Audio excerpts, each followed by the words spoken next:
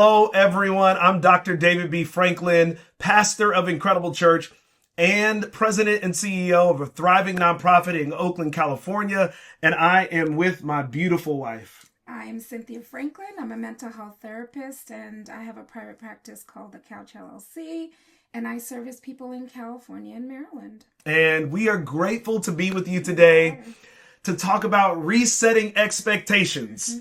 And at the heart of resetting expectations, or the ability to reset your expectations, is really learning how to live with grace. So often things don't go as planned. So often the expectations that we had might have been unrealistic. Yeah. And so it's important to reset your expectations. But if you're going to do that, you have to live with grace. And so for us, grace really means turning pressure into progress for you and everyone who's around you. That when we experience some unmet expectations, that pressure can really begin to paralyze us. Yeah. It can begin to cause us to clam up or to procrastinate, to go within ourselves, right? But grace is saying, you know what? I'm turning off that pressure valve. I'm reducing the pressure, and instead I'm going to focus on progress. And that helps not only you, but it helps everyone around you. True. And so there's 5 principles that we want to share with you today that we think will help you to live with grace and reset your expectations. And principle number 1 is progress beats perfection. It does. Every day. Every time. Every single time. Progress beats perfection. I don't care how skilled of an individual you are, or how talented you may be. Perfection is not the goal. We can think of someone like Simone Biles, the greatest gymnast we have ever seen. And even on her gold medal routines, she still has some deductions.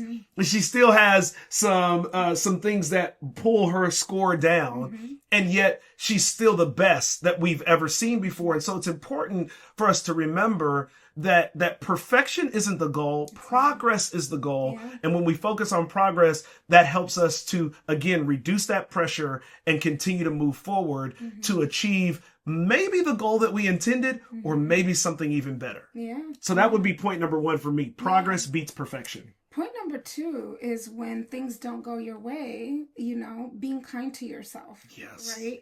Having grace with yourself and having positive self-talk, not negative self-talk when things don't go the way that you planned or anticipated.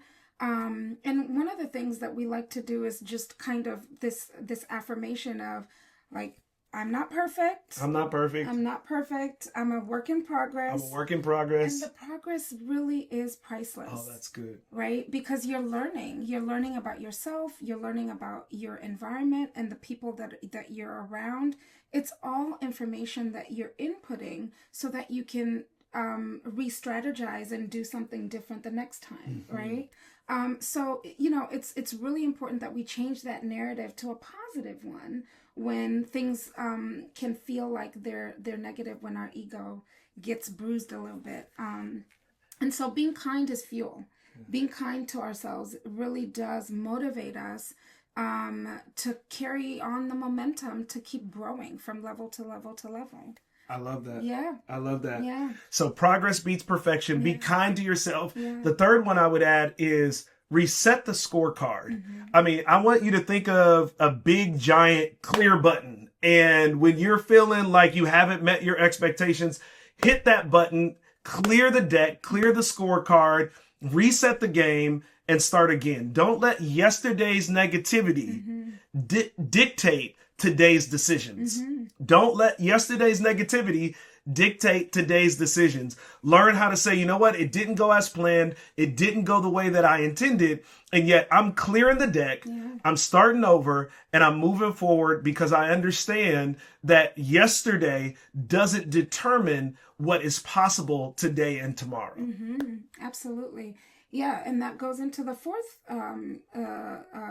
tool that we wanted to share with you, is that process really does go over outcome, right? It's important for us to remember, like, when we change the goal from outcome to the input, right? It's so important for us to be able to remember that it's not about running the marathon, right? But that it is, I have to get up 4 days a week and I'm going to train. Yeah. Because that's more manageable for our brain to be able to wrap its head around that, right? And so, and then ultimately, by the time you do those 4 days every day, every week rather, you're going to be able to run a marathon. You'll have sustained all of the things that you needed to sustain in order to run the marathon. So trust the process. That's right. Yeah. Yeah, focusing on that process over the outcome. That's such a powerful tool. Yeah. Here's our last one. Lower judgment and raise your curiosity. Lower the judgment and raise your curiosity. Trade why did I mess up for what is happening right now.